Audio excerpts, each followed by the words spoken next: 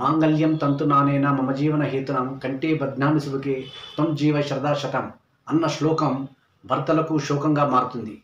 నవవధువు కాళ్ళ పారని ఆరకముందే భర్తను పాడెక్కిస్తున్నారు. నేను మీ హరికృష్ణ హంస3 పబ్లిక్ పల్స్ మీడియా. ఈరోజు భారతదేశ వ్యాప్తంగా అనేక రాష్ట్రాలలో నవవధువులు భర్తలను హత్య గావిస్తున్నారు. దీని గల కారణాలను ఒకసారి విశ్లేషిస్తే, నవవధువులు వారికన్నా పెళ్లికి ముందే ఇతరులతో అక్రమ సంబంధాన్ని ఏర్పరచుకొని పెళ్లి తర్వాత భర్తలను హత్య చేయించడం చాలా జుగుప్సాకరం, ఒక ఉన్మాద స్థితిని తీసుకొస్తున్నారు.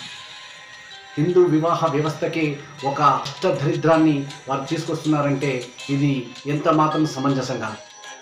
భారతీయ సంస్కృతి, నాగరికత, హిందూ వివాహ వ్యవస్థకు ఒక గొప్ప పేరున్నది. ఆ పేరుని ఈరోజు చెడగొడుతున్నారు.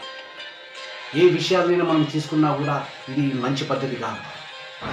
మొన్నటికి మొన్న ఏదైతే మధ్యప్రదేశ్లోని ఇండోర్లో రాజా రఘువంశీ, అతని భార్య సోనం పెళ్లి చేసుకున్న తర్వాత అతని భర్తతోటి హనీమూన్కని వెళ్ళి మేఘాలయలో అతన్ని మర్డర్ కావించబడ్డది.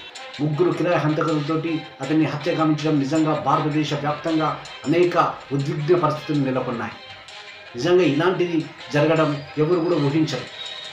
భర్తే భార్యని చంపడం ఇది ఎంతవరకు సమంజసం, ఎవరు కూడా ఊహించని విషయం. అదేవిధంగా మొన్నటికి మొన్న 2 తెలుగు రాష్ట్రాలలో ఒక సంచలనమైన సంఘటన రేపింది.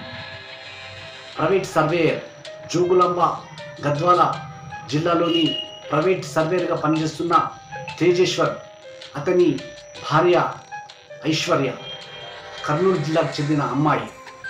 వీరి వివాహం జరిగిన తర్వాత అతనిని కూడా మర్డర్ చేసి అతని ప్రియునితోటి పరారు కావడం జరిగింది. నిజంగా ఈ సంఘటనలు చూస్తుంటే ఈ యొక్క భారతదేశంలోని హిందూ వివాహ వ్యవస్థ ఎక్కడికి వెళ్తుందన్నది ఒక ప్రశ్నార్థకంగా మారింది. నిజంగా మీరు ఏదైతే యువతీ యువకులు ఎవరైతే ఉన్నారో నిజంగా వివాహానికి ముందే తల్లిదండ్రులతో చర్చించాలి. నాకు వేరే వారితోటి ప్రేమాయణం ఉన్నది, నేను అతన్ని పెళ్లి చేసుకున్న ముందే చెప్తే ఇలాంటి దురదృష్టకరమైన సంఘటనలు జరగవు. కానీ నేను ఏం జరుగుతున్నది, మొహమాటానికి పోయి ఇంకొకరిని మర్డర్ చేయడం జరుగుతున్నది. నిజంగా ఇరు కుటుంబ సభ్యులని చాలా ఇబ్బందికరమైన పరిస్థితుల్లో ఒక బాధాతప్తమైన హృదయాలతో శోకసంద్రంలో ముంచుతున్న వైనాలు ఈరోజు మనం చూస్తున్నాం. వాస్తవానికి మొన్నటికి మొన్న బీహార్లో కూడా అదే పరిస్థితి తలెత్తింది. ఏదైతే గుంజాదేవి అనే మహిళ తన మేనమామ జీవన్ సింగ్తో ఎఫ్ఐఆర్ ఏర్పరచుకొని ఆమె గుంజాదేవి తన యొక్క భర్త ప్రియాంశుని మర్డర్ చేయడం జరిగింది, తుపాకులతో కాల్చివేయడం జరిగింది. నిజంగా ఇది ఎక్కడికి పోతుంది?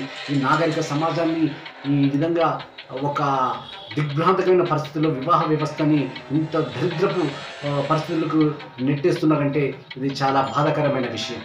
నిజంగా హనీమూన్ మర్డర్సే కానీ లేకపోతే ట్రాపింగ్ మర్డర్సే కానీ ఈరోజు ఇది జరగడం ద్వారా ఒక భయానకమైన వాతావరణం ఏర్పడుతుంది. నిజంగా పెళ్లి చేసుకోవాలంటే నిజంగా నవవధువులకు యువతి యువకులు ఎవరైతే ఉన్నారో వాళ్ళు భయభ్రాంతులకు గురవుతున్నారు. పెళ్లి చేసుకుంటే మర్డర్ అయిపోతామేమో అని. నిజంగా ఇది చాలా బాధాకరమైన విషయం.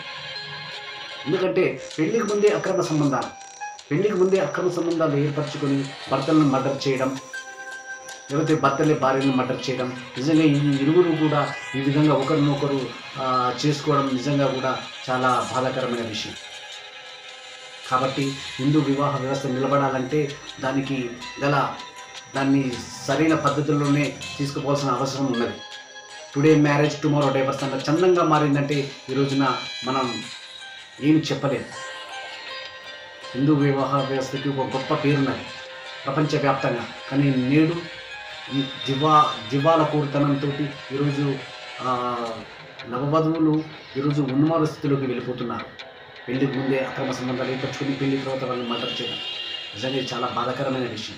ఇప్పటికైనా సమాజం మేల్కొనాలి. ముందే మీరు చెప్పండి, మీ యొక్క నిర్ణయాలు ముందే చెప్పి ఈ విధంగా హత్యలు, ఆత్మహత్యలు మంచివి కాదు. థ్యాంక్ యూ మిత్రులారా, థ్యాంక్ యూ.